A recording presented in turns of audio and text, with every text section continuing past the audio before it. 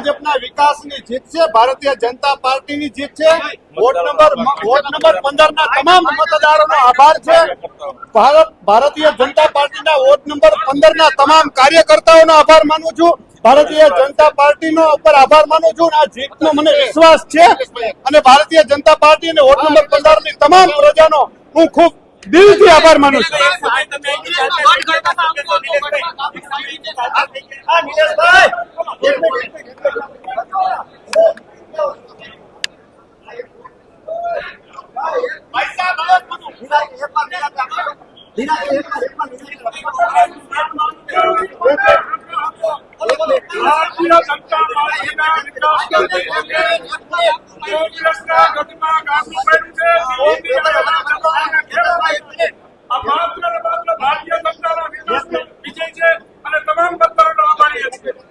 નિલેશભાઈ તમે એક સમય હતો ચાલ્યા ગયા હતા અને જીત થઈ। ચાલ્યો નતો ગયો મારા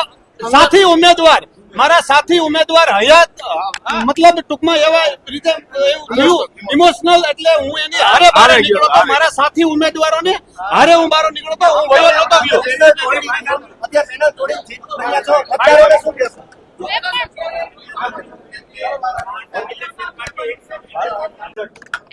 રિઝલ્ટમાં 3 જણા કોંગ્રેસના ચૂંટાણા છે, એક ભાજપના ચૂંટાણા છે।